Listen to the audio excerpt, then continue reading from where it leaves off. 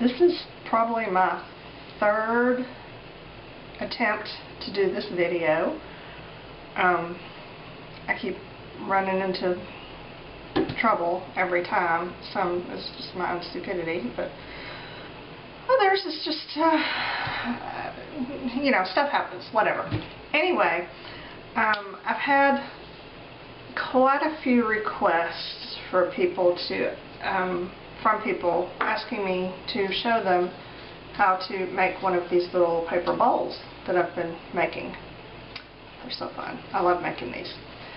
And there's other videos out there that you can watch, so that's why I really haven't done it, but apparently someone wants to see me do it for whatever reason. But okay, I'm game, I'll do that.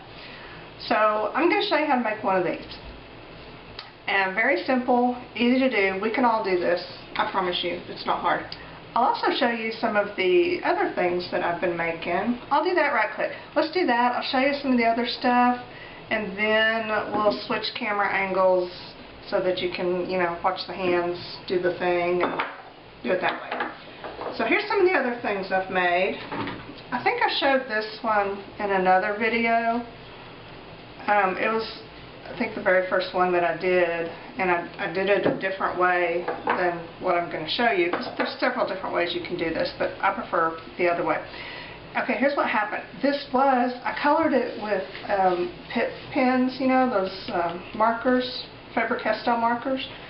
The inside did look the same as the outside until I went to varnish it, and I had diluted some varnish with water. It was like half varnish, half water, and diluted it down because I saw that on a video and I had to try that idea, and it works great. I'll tell you about that later. Anyway, I didn't put any kind of sealer over the markers before I started putting the varnish on, and it ate it right off. I mean, every brush stroke, there went the marker color. I mean, it's like back down to the newspaper that I used. So that was a little weird, but it looked kind of cool actually, and you know, I like left a little bit of marker left, and then there's some of the newsprint that I had used. I think I used like the really colorful Sunday ads. Those are the ones that I like. So I left it, but before I varnished the outside, I went and put I sealed it with just some watered down Elmer's, you know, about half Elmer's glue and half water, and put that on it first, and then varnished it. That did the trick. So that was just a, you know, part of the learning curve, I guess. And I've learned quite a bit since I started this. So I've got several little tips and tricks that I can tell you about. That's one of them. Seal everything with the glue first, or you can use Mod Podge. You can use full strength Elmer's, whatever. I like the watered down Elmer's because it works fine, and plus, and that's why you water down the varnish too, it saturates the paper, so it really gets there, it gets down inside the fibers, and it just makes the bowl a lot stronger. You know, if you put plain varnish on just plain newspaper, it'll soak in a little bit, but for the most part it's going to set on top. So if you want it to sink into the fibers, water it down a little bit. Obviously, use a water-based varnish. I'll show you what I use in a minute. But anyway, that's the reason I use that. You can substitute your own stuff, whatever you want. This is another one. I made this one similarly to this one that I'm going to show you, although not exactly, but you know, I was learning. And I wanted it kind of pastel colored because my house is pastel colored, so I just kind of whitewashed it first and then colored it with markers. You can use paint, you know, whatever, if you want to color them. You can leave them plain. I actually really like them when they're just the plain paper that you've used. This is, I will show you, this paper is from one of my daughter's old textbooks that she couldn't sell back after last semester, so I cut it up, and I'm finding I really like those papers. But anyway, that's what that one is. And I've got these two. This one I'm not quite finished with. It's a work in progress. I think I'm going to make some more of these little circles, but a little bit bigger, and put inside each one of these. But I like the triangles. You know, that's a little different, because most of these you see they're just circles, but I've got triangles. And I made that with, hang on, and of course I don't have it in front of me. Okay, I'll see if I can find that. It was a glue stick that was triangle shaped. That's how I made these. I just ran the little tube around the triangle shape. And I saw them the other day at the 99-cent store. It was some weird brand of preschool glue stick or something. But anyway, that's what I used to make the triangles. So, you know, if you want to be different and make triangles, there you go. Of course, the circles are nice too. This one is just lots of circles, and it's got the paper beads here. I just drilled a hole. Actually, Jason did it for me. Drilled holes in these, and then I ran a piece of hemp cording through the beads to kind of hold everything in place. And this one I just left plain. I didn't color it in any way because I really liked all the bright colors from the newspaper ads. And it's varnished, and it's very, very sturdy. So there's that. Okay, this one, this is just sort of an experiment. I don't know what this is.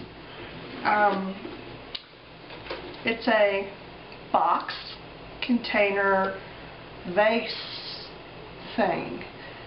And it's made out of half of a 12-pack of Dr. Pepper, I think is what it was.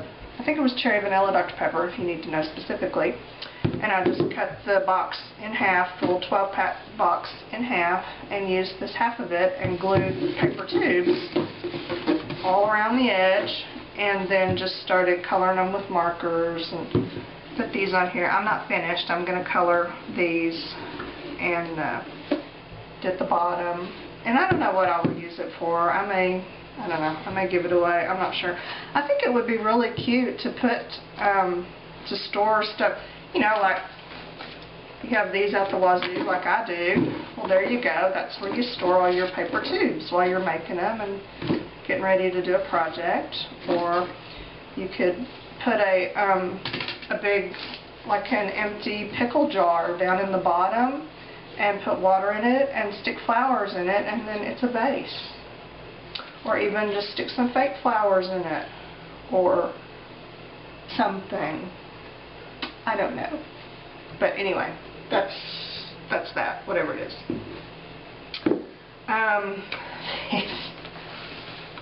I've been rolling tubes a lot. I just really like to do it in front of the TV, you know, in the evenings. If me and Jason watch a movie or something, I'll just sit there and roll tubes, and I found that I can do almost 150 tubes in about an hour. So, you know, once you get it in the groove, it goes pretty quick, because I got a lot of tubes here. And this basket thing, this was it was another 99-cent store plastic bucket that was cracked and falling apart in my garage. So I thought I would try to just weave paper over it, because I saw that online. I saw one of the Hispanic ladies was weaving a container. Hers was square. Mine was round. It didn't really occur to me that that was going to make that big of a difference. Oh my gosh. It wasn't until I actually started up the sides that I realized that this was a really bad idea for my first one anyway. You know, if I had done several more, it might have been different, but you know, it gets wider as it goes up. So you have to add more strips and working them in so they make sense. And it was awful. It was absolutely awful. Like, I spent an entire day, literally a day, on this stupid thing. I like the way it turned out. It's great. But that is my suggestion to you, that if you want to weave something or cover another container with this woven thing, don't start with a round one. Start with something square or rectangle, and then get really good at that before you move to the round, because this is a beast. I've put one coat of varnish on it. I think it needs a couple more to strengthen it, but I like it because that's where I keep all my tubes. So there's that. And these are the tubes from Taylor's textbook that I've been using, and I just fill this little thing up with tubes, and then Jason takes and runs them through the pasta machine. I have one of those silver crank pasta machine things, you know. It's really good for flattening things. I used to use it for polymer clay a lot. But he runs the tubes through there and flattens them, because you need them flat to make spirals out of them. And I was just kind of flattening as I went, you know. I'd do one tube, I'd add a new one, and then just flatten as I go, because that's what the lady in the video did. And then I saw somewhere online, some lady who made these mentioned, it was in an Etsy shop, and hers were like crazy expensive, like several $100s. They were awesome though. But she was saying how, you know, they are so expensive because it's kind of a tedious process. It's a lot of steps are involved in rolling the paper tubes and then flattening them and then shaping them. And I was like, flattening them? She flattens them? It sounded to me like, you know, she made them, flattened them, and then rolled them instead of flattening while she wrote. That never occurred to me. So that's what made me think of putting these through the pasta machine. I thought, okay, what could I use to flatten them? I don't know what she uses. She never really said, but I found that the pasta machine works great. So flattening my tubes before I roll them saves a lot of time. And I don't flatten all of them. You know, this bucket is not flat because some of them I want to keep in their tube shape, you know, to do stuff like this. So I only flatten the ones that I know I'm going to be using. So there's a little tip. Another tip is I have found that using random papers like this is great. That's what I used for this, and I love the look. But you do get a lot of variation as far as like your spiral. You know, some of your tubes are a little thicker than others, so there's a lot of variation. Whereas with these, when you start rolling these, the tubes are almost uniform in how wide they are. It just makes a very neat coil. So, and I think either one is fine, depending on the look that you want. It's not that I prefer one over the other. It's just for, you know, different designs, different containers that I'm making. I just will use different ones. So keep that in mind if you're using bunches of random, these are the Sunday ads out of the Sunday newspaper. If you're using these, the papers are going to be different thicknesses, you know. Some of them are kind of heavy, some of them are a little bit lighter weight, and the different finish. Some have a glossier finish, some not quite so much, and that's going to affect how thick they are when you roll them and the overall look of your little spiral tube. So if you want something that looks very neat and uniform, and that's what you're all about, then you need to use paper tubes that are all from the same source. If you like, you know, the really random, fun-looking thing, then just use random tubes from anywhere. Mix and match. So that's what I've learned. Okay, I think that's it. Let me switch the camera angle, and then we'll get started on a little bowl like this. Okay, I put this cardboard box thing down so that I won't get glue all over everywhere.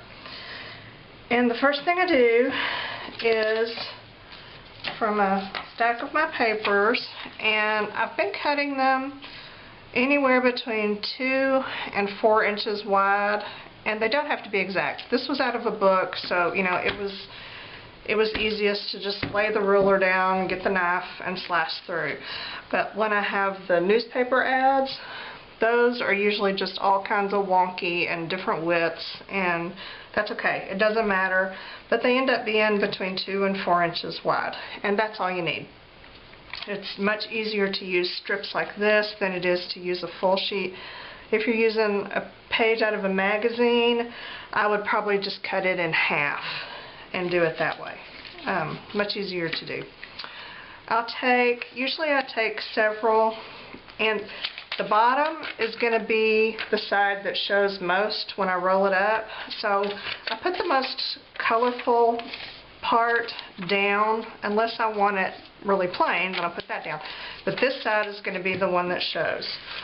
So I just kind of pick which one I want.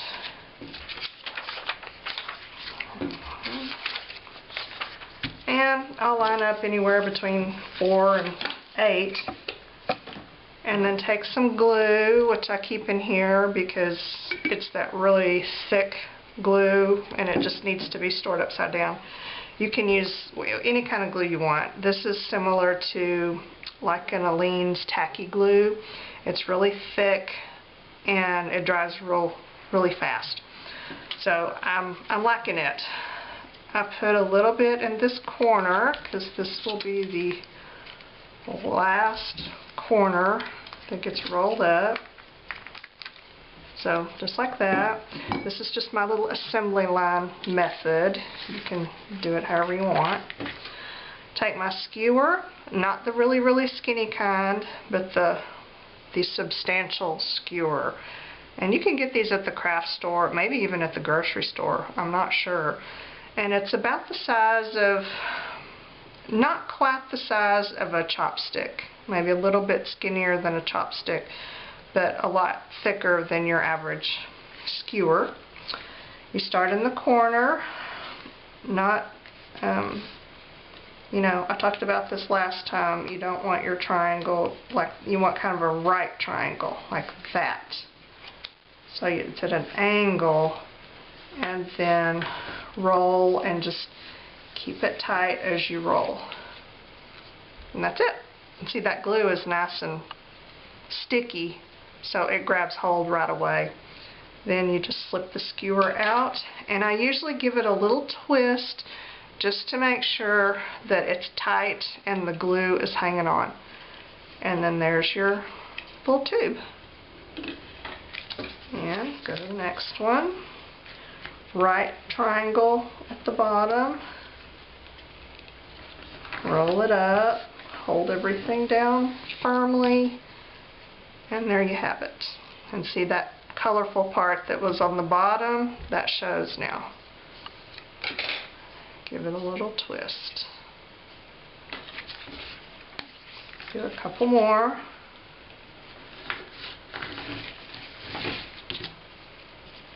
So see, with this little assembly line method like this and putting the glue on, this is how I'm able to do so many in such a short amount of time. It really goes fast.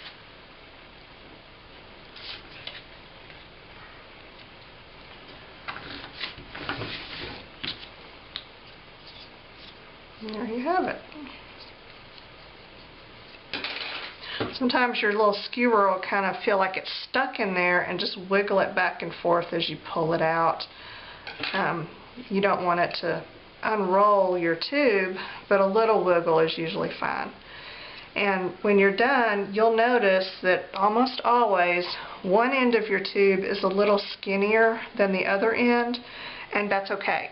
It just happens on its own. I don't know why. It just naturally happens that way. But you actually want that, because when you go to fit these tubes together, you're going to put one inside the other, and it's so much more helpful if you have a big end and a little end. So I'll show you what I mean. You just want to roll yourself up a bunch of those, and then to save time and effort, you can flatten them like Jason did for me. You can do it, you know, just like that. If it's a nice thin paper, it's easy to do. For a while I was just doing like this to flatten them. You know, that worked just fine. Or you can run them through your little silver cranky pasta machine thing. Whatever you want to do. But you just want to flatten quite a few of them, because it takes a lot. Like that. And then you're ready to put them together. Now, for this one, okay, and I don't like, see, this has no little hole in the middle. I just kind of started it. This is hard to do for me, because you can wrap it, you know, you can start it wrapped around anything, really. You can start it on this, like on this skewer, but you're going to end up with this little hole in the middle, which is fine. There's absolutely nothing wrong with that. I just don't want that hole. I want no hole. So what I do is just kind of start it manually without wrapping it around anything. Put some glue on there to hold it, because it's hard to hold. And then just start kind of rolling it. And if I had my little pokey tool, that would probably actually work really well. I just don't have it with me. So there we go. Just start manually rolling it without a big space in the middle. And it's okay that this little center part is all glued up like this, because it's going to stay flat in the end anyway. You'll see what I'm talking about. Then you just start rolling it as best you can. You can hold it, kind of do this thing. You can lay it down and kind of, you know, do that. There we go. Whatever is easiest for you, just get her done. Now, when you get down to about that last inch or so, you need to add another tube on there. So you grab one of your other tubes, and I usually just find one that will either fit outside or inside my end here, and it looks like this one is going to give me trouble. There we go. See, that fits nicely inside there. Like that. So I stick a little glue. Poke that in. Press it down. Keep rolling.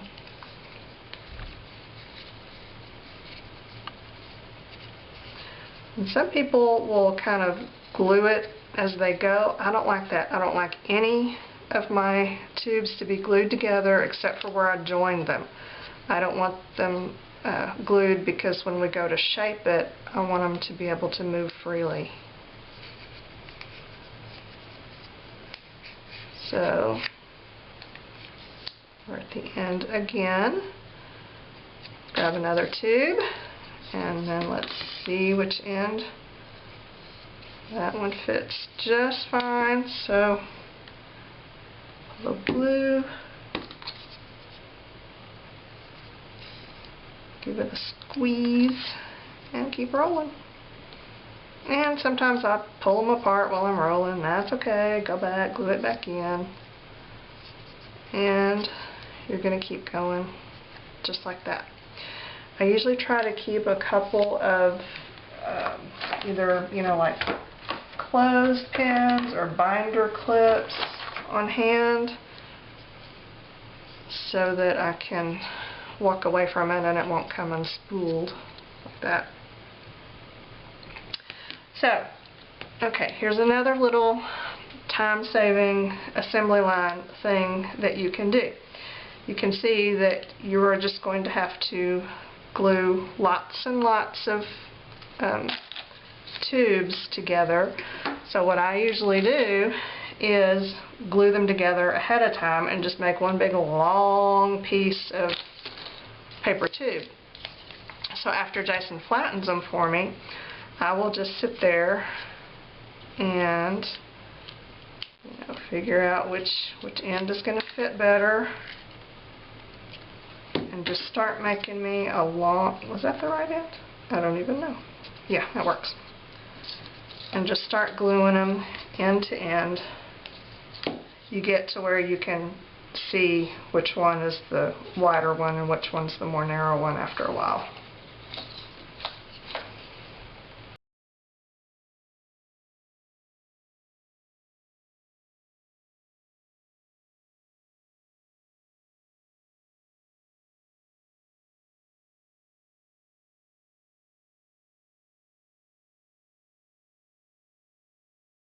Okay, so anyway, I will make this like it will just be all over the living room floor. Just keep doing that until I get tired of it, and then that makes it easier to just stick one end in here and roll and roll and roll and roll and roll, and it goes faster. What you do want to do while you're doing this, you do want to do while you're doing it, you want to, maybe you don't, I don't know, I do, I want to make my spiral as tight as I can get it, because it's just neater, it holds together better, and it just looks better to me. So what I do is hold on to the middle and pull. And as it gets bigger, it gets a little harder to do that. Okay, let me stand up. And when this is longer, I end up just putting my palm in the middle and just pull on that end to pull it tighter. And yeah, sometimes I pull one of the tubes right out, but you know, glue it back together and go on. So let me make this a little bit bigger so that I can show you that, and then we're almost ready to turn it into a bowl. So I'll be right back.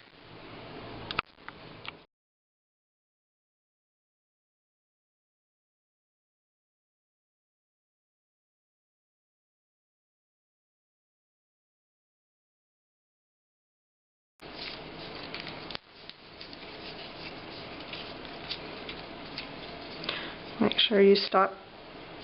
Okay, yeah, see, it happens, whatever.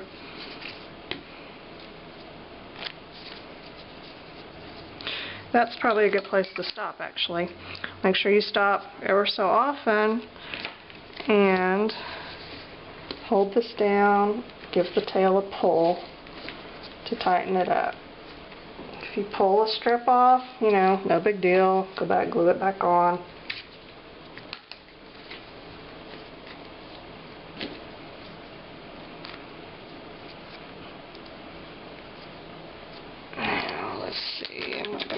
That one, let me just glue my long string back together.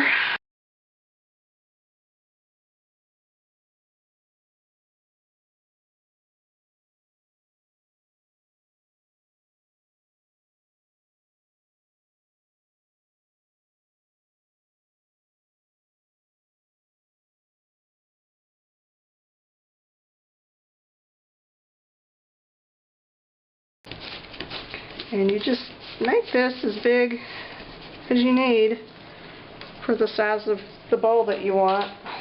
And I don't really pay much attention.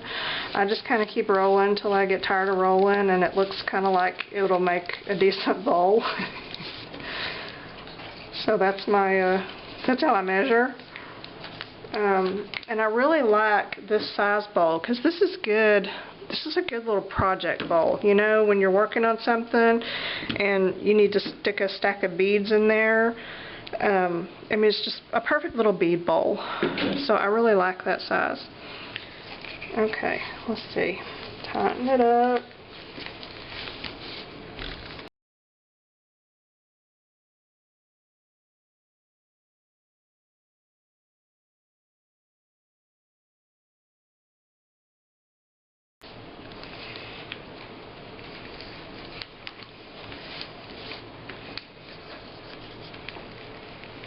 Can you see my hand shaking?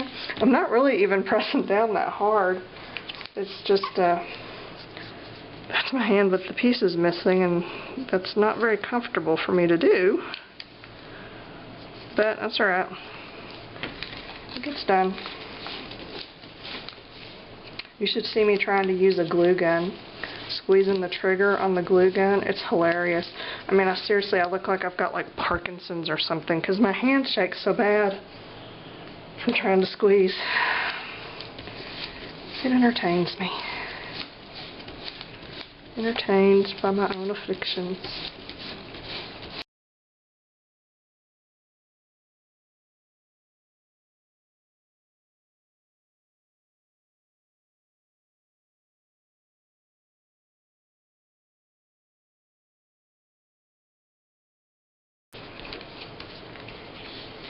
Okay, I pull until I can't pull anymore. That's how I know that it's done, because that's all I can do. Okay, that looks about right. Now, what I'm going to do is glue this tail end down.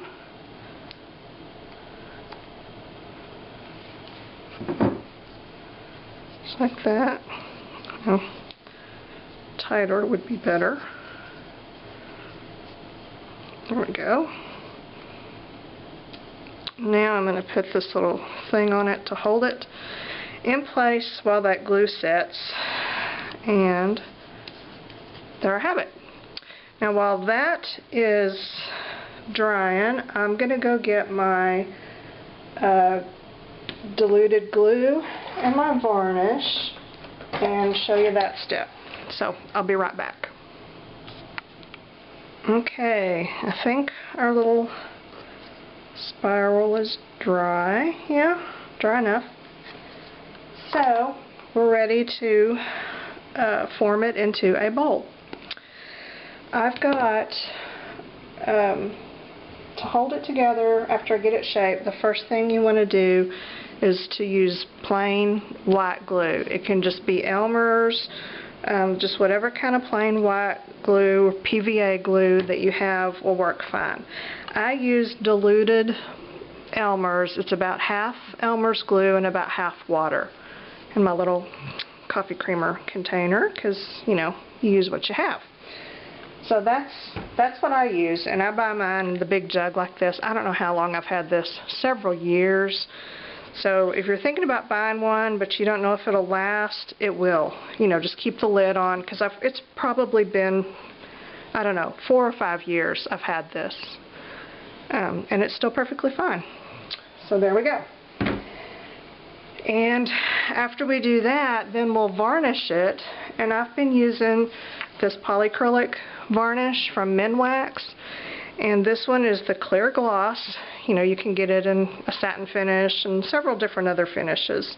But it's a water-based acrylic, kind of acrylic polyurethane, I guess, because, you know, it's polyacrylic and whatever. Yeah.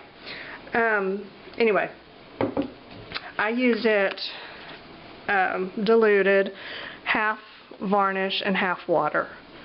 So that's what this is, and this is in a dish soap container, because again, we use what we have.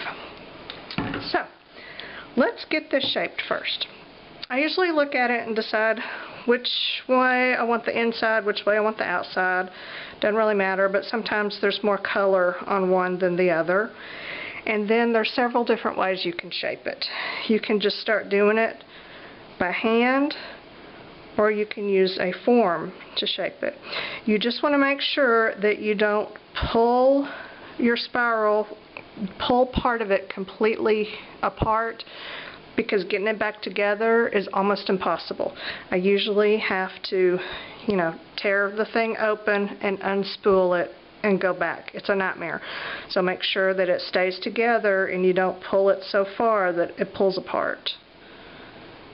So you can start, I usually start shaping it by hand, and then if I have some kind of a form that I think might work, I'll use it. This is the one that I used for this one. You can see it wasn't quite big enough for it, but it didn't matter. It gave me the nice even shape on the bottom, and that's what I was looking for. Because, you know, you do want it to be level on the bottom, if at all possible. So, place this on the bottom. And I don't want to go like that because that it will come apart. You have to work it down slowly, paying attention all the way around to how the layers are moving. And this is why I don't glue as I spiral, because I like all of my layers to be able to move and shift so that I can shape them.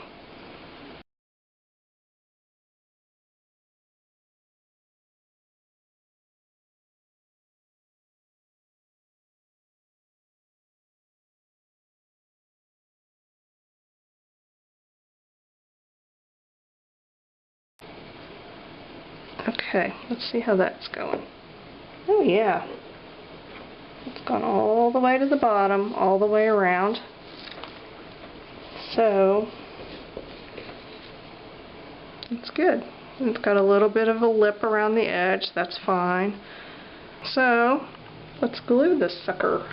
I'm going to use my watery Elmer's, and I'm gonna have to go in the kitchen and get my brush.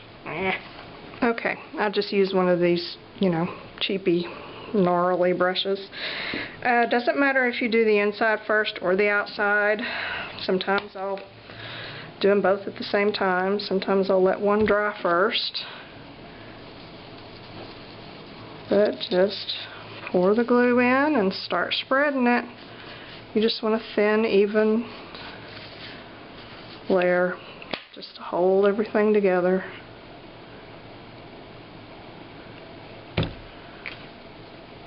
My glue is bubbly because I just made a fresh batch and I shook it up to mix it.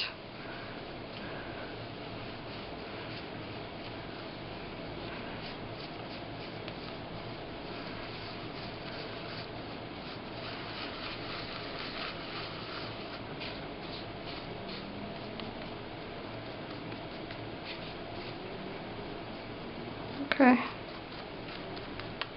I think that looks good. Let's let that dry for a few minutes and then we'll glue the outside. Okay, our little bowl is dry, and I've actually already put one coat of varnish on it. Ooh.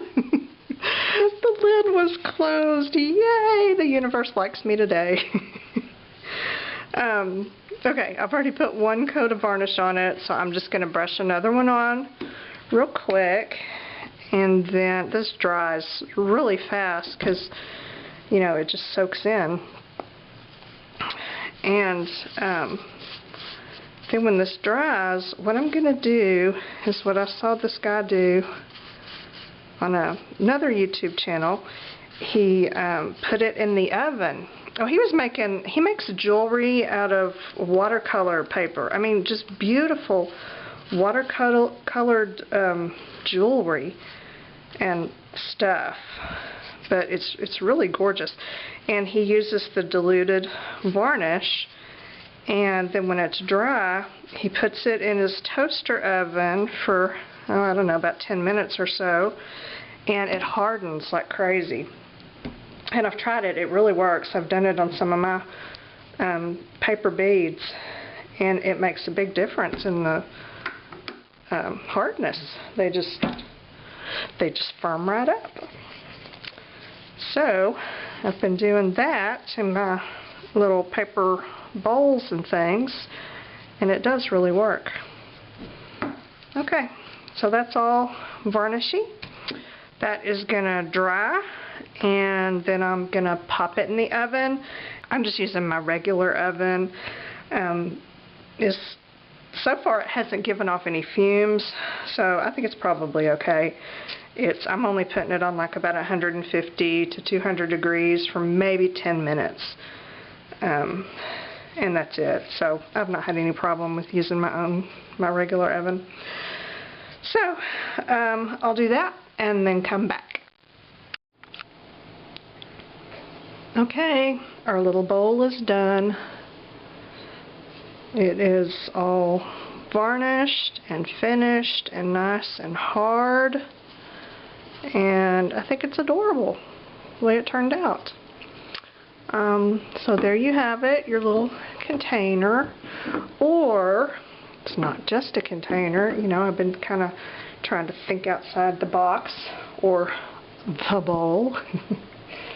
And I started messing around with this toilet paper tube, right? 2 little spirals on either end. And I was thinking that I could make something kind of like this, and then up here put a round one to make kind of a pedestal platter thing, you know, like a cake platter pedestal.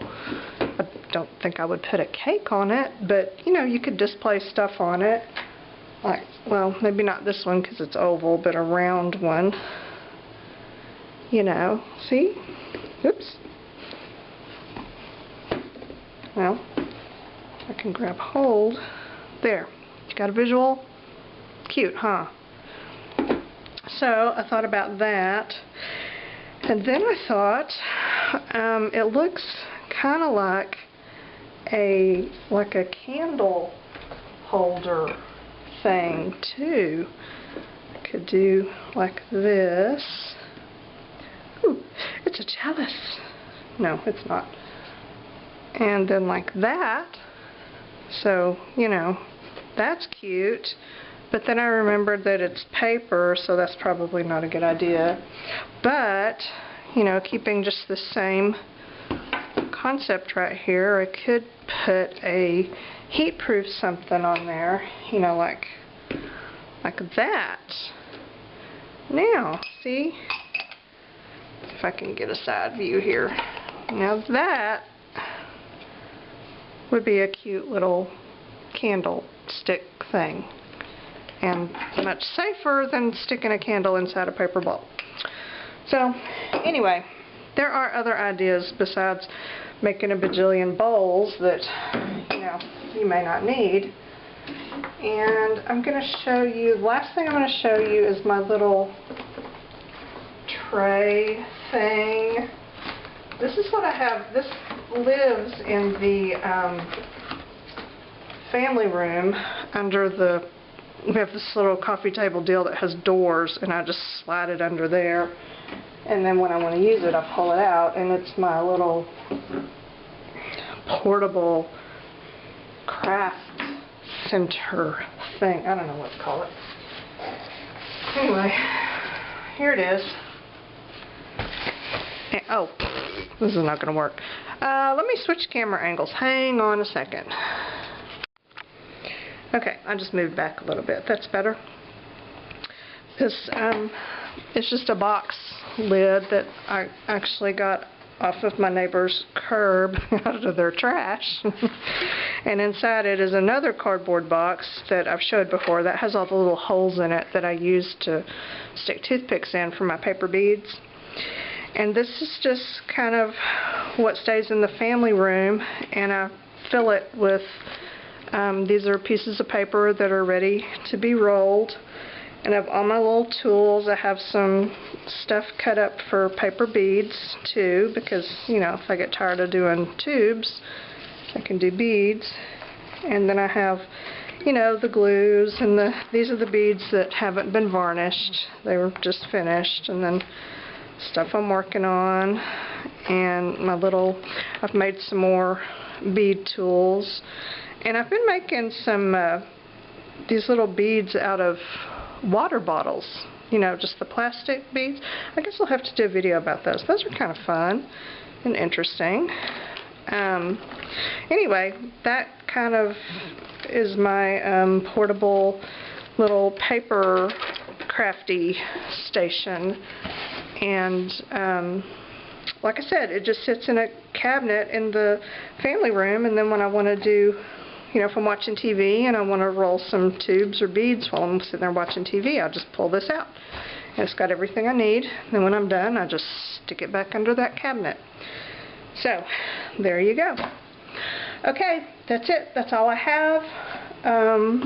roll yourself about a bajillion little paper tubes and make you some bowls and stuff, and then you'll just be all happy like me. I'm just sure of it.